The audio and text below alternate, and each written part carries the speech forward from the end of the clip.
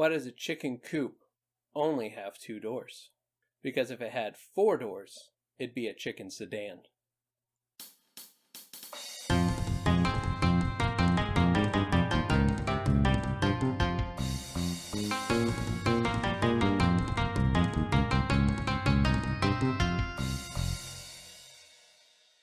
Hello and welcome to Assorted Meeples. I'm Phillip, the Meeple on duty, and today, you've already read the title, so you know it's kind of a quasi-question conversation. How much gaming do you guys do? I feel both good and bad about the amount of gaming I do versus how much money I've spent on the hobby. And I'm actually very curious. Leave comments down below how much gaming you guys get in, and what type or whatever. So personally, I get about 2-3 gaming sessions in a week. That is exclusively board game. Once a week, I play with the Meeples on Thursday nights on Twitch, which, if you're not familiar, we actually now simulcast on Twitch and YouTube Thursdays nights at 6:30. I play once a weekish with Heather, depending on how the week goes. We may get more in, we may get less in, and depending on how busy and tired we are and things like that. And then I get once a weekish with kiddos as well, where we're playing as a whole, kind of a whole family unit, either with Heather or without her.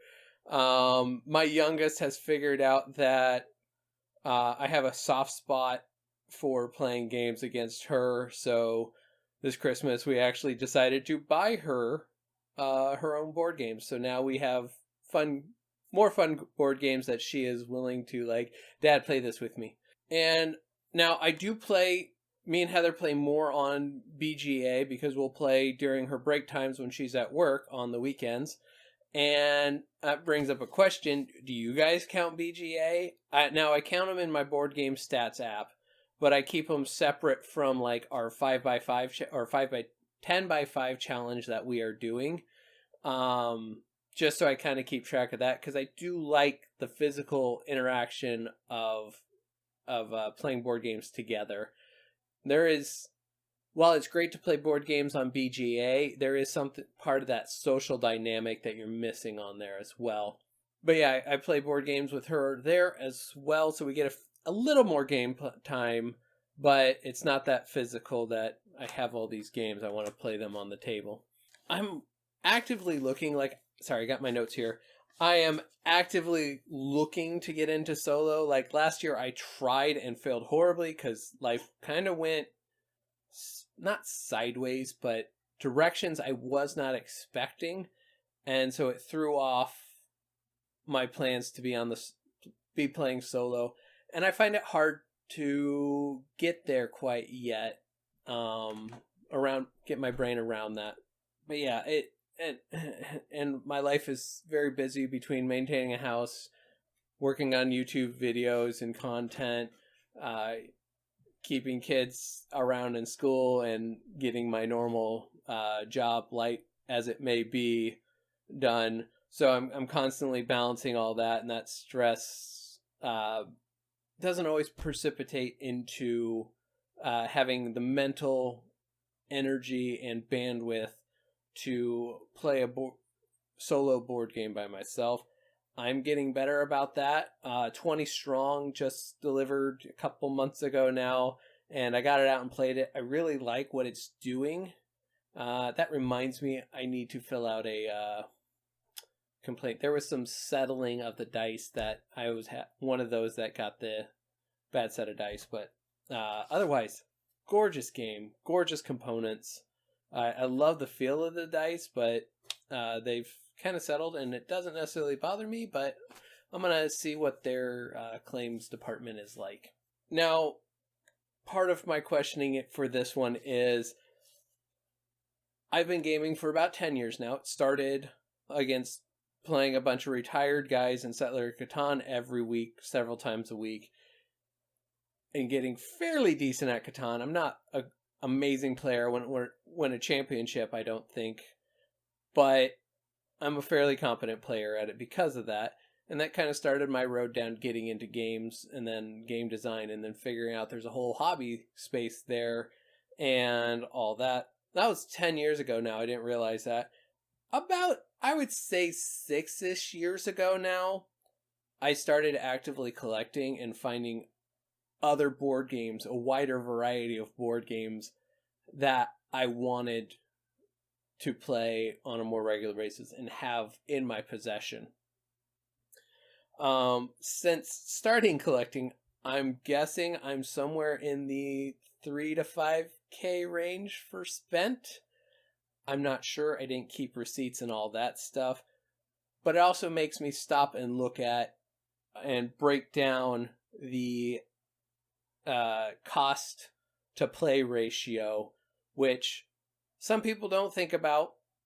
I tend to, but I also look at it from a perspective of, if I took my family out, how much would I spend versus if we buy a video game, or if I buy we go out to dinner, or if I buy a board game.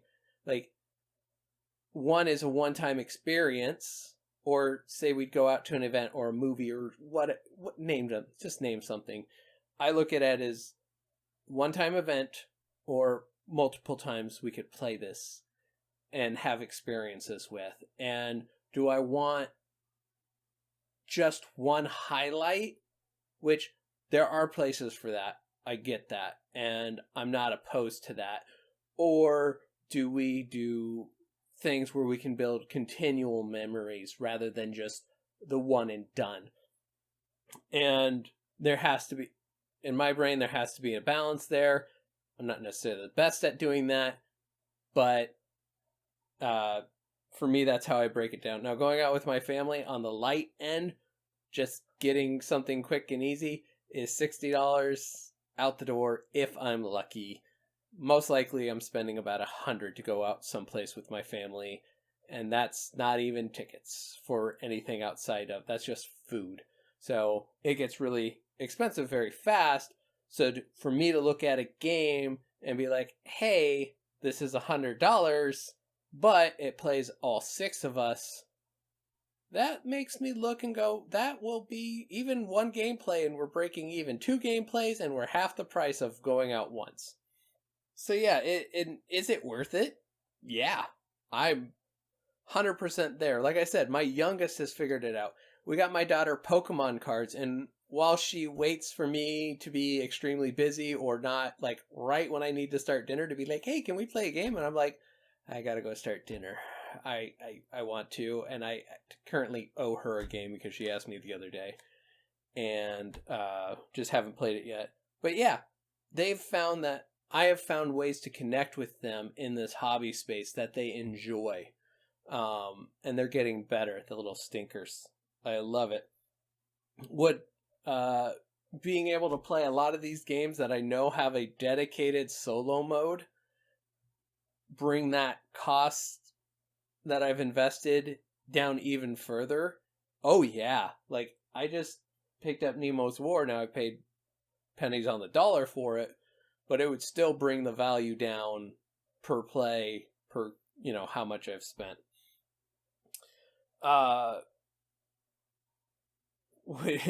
And I play quite a bit, but not as much as I could. So would sitting down and playing more solo help? Yes. Would being more aggressive with family game time or getting a local group together to play board games aggressively, would that change the, value of what I have?